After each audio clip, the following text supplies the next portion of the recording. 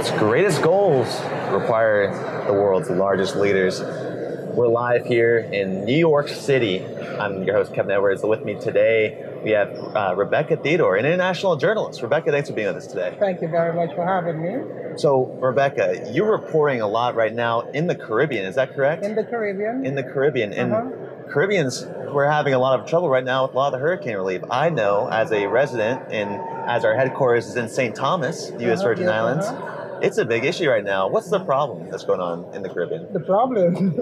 Climate change is really giving us a beating in the Caribbean, and we don't have much voices to speak for us on the international stage. What I would like to see is the Caribbean's participation in all of these global forums, in all of these international forums, because we need to be included in that narrative.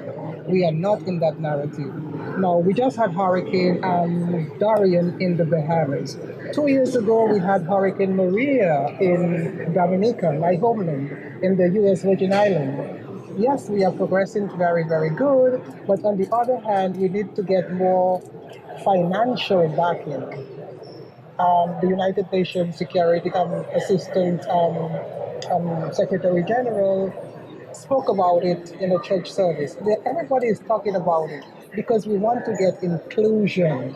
We want our voices to be heard. The United Nations Sustainable Development Goal number 13, it speaks about climate change.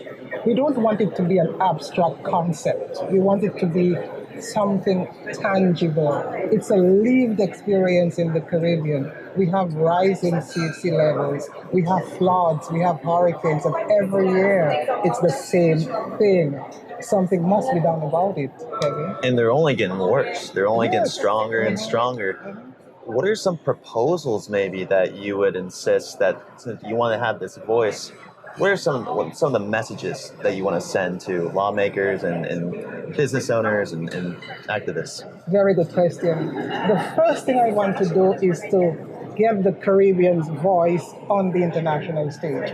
We are not on the international. If we don't have a voice, nobody can hear us. And after we have that voice, then we will be able to say what it is we want to say, right? What I want to say is our food security is a problem.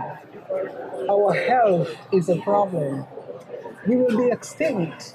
I'm looking at the extinction of heritage. I'm looking at my legacy as a Caribbean person being extinct because of climate change. Presently, we are being faced with a new breed of Caribbean refugees in the Caribbean. Caribbean migrants have joined the theme, right?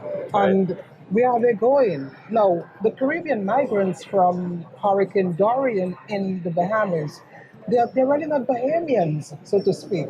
They are Haitians who fled their country in Haiti because of bad governance, because of climate change, hurricanes, earthquakes, and found refuge in the Bahamas.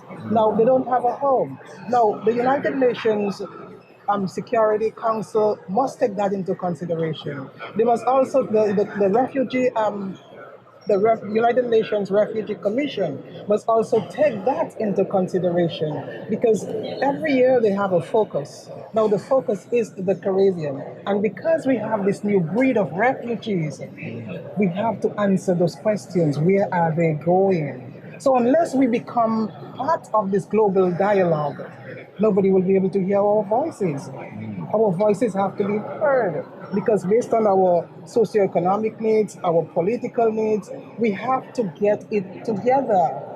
We are our leaders. We are the voices of our activists in the Caribbean to be in such a summit like this so we can tell the world exactly what is taking place in the Caribbean.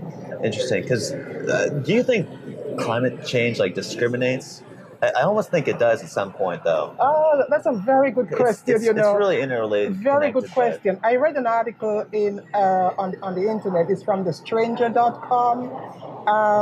The author of that article, he's called Charles Mudivi. I think he's from, I can't remember which African country he's from. And he spoke of climate change as being racist.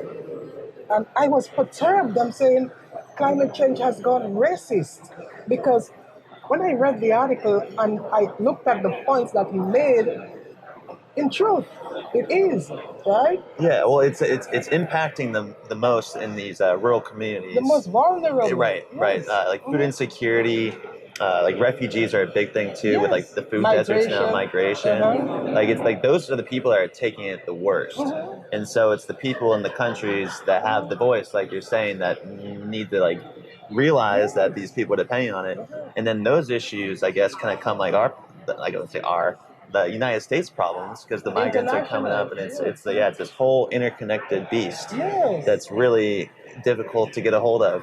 Uh, with it being such a big issue, where do you start? Where do we start? Yeah. The first thing we start with is funding.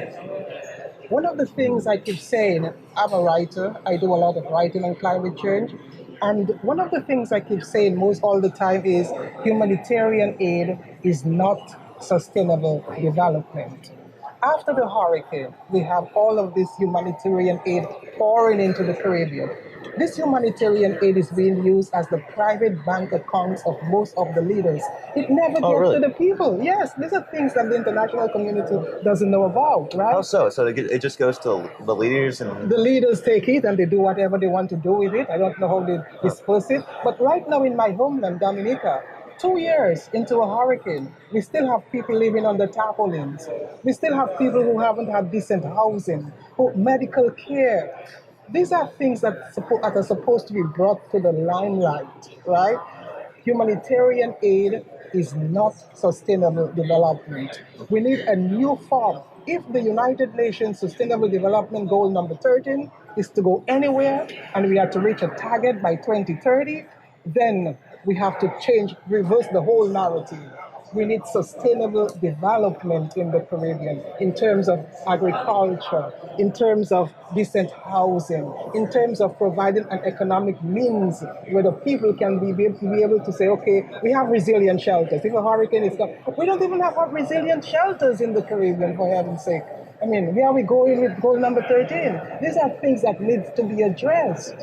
from your research and your investigations, have you found private sector solutions to be more effective and responsive, or public solutions like political and law incentives to The be political centers, I think they are irrelevant right now. bureaucratic, too I am slow? looking presently at the private sector. Okay. We look at the nation of Israel, right, the startup nation of the world. In terms of agriculture, in terms of technology, they are the leaders. Can we bring Israel into the Caribbean and help us to with the food supply, with technology? I mean, this is the only hope I see right now for humanity because we keep talking at the United Nations, nothing is being done. All they keep doing is pumping humanitarian aid into the Caribbean.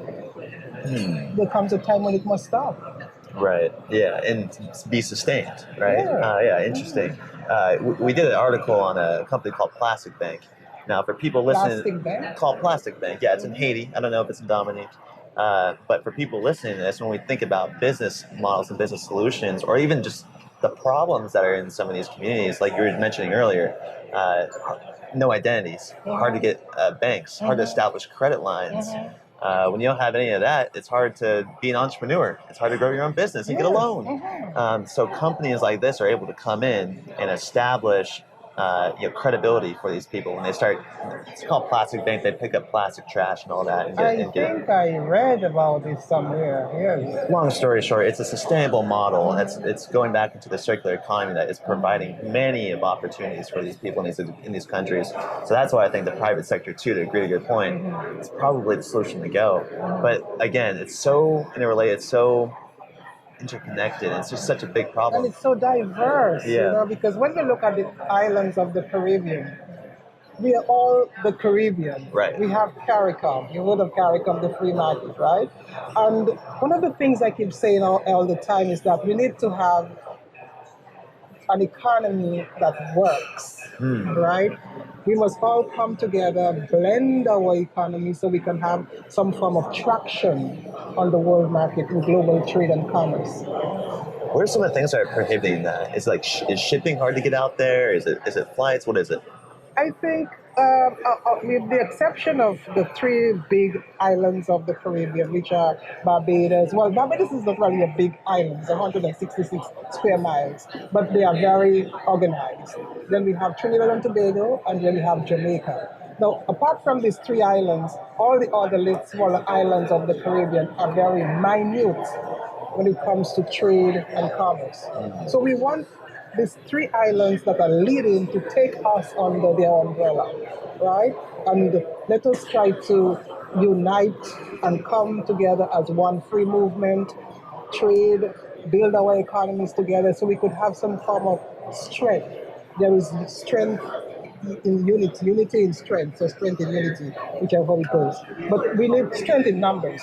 So we need to come together so we can form some kind of traction so we can be represented on the world stage. Are you suggesting like some type of union, kind of like A union, like the United States of the Caribbean, something like that. Interesting. And for viewers back home, can you kind of explain to them what the state is of the Caribbean people right now in today's day and age, especially right after these hurricanes? What are living conditions like? What are their hopes? What are they thinking? Well, presently, you've heard the saying, drowning man will catch at a straw, right? It's not only the mind frame of the people as being the leaders and how the leaders tackle the problem, right? Presently, we have in the Caribbean the electoral process, right? In my homeland of Dominica, we have a government that's been in power for 20 years, right? We have no hospitals, we have no means of communication, we have no good infrastructure, and yet still the people are willing to vote that same government back in again for another 5 years. Why? Because of humanitarian aid, right? Because the leaders would take this money, distribute it among the people, and a drowning man catches at a straw. I mean, you can't eat politics. If you are hungry, you would go to the person who's going to help you, right? And that is the problem in the Caribbean. The mind frame of the people need to change. The same thing in Venezuela, the same thing in Dominica, and a lot of the other little islands of the Caribbean. I don't know how it's going to happen, if it's going to happen over time, directly or indirectly, but that's the problem that we are facing, the mind frame of the people. Well, Rebecca, changing minds is what leaders do best sometimes. What would you say your definition of a real leader is? For me, a leader is somebody with a vision, and that bring that vision into reality, make it tangible. Don't just have it as a dream. We don't believe in dreams anymore. We have to bring it into reality, make it practical, make it work. It's like an engine. Start it and make it work. We cannot take it out from the head, put it on the paper, and make it work. Well, folks, you heard it here first from Rebecca Theodore. Merci beaucoup. Merci beaucoup aussi. And people listening to this, go out there and bring your dreams to reality, just like Rebecca said. Thank you so much. All right, everyone. Keep it real. Thank you. Thanks, Rebecca. Appreciate your time. Thank you very much. Thank you.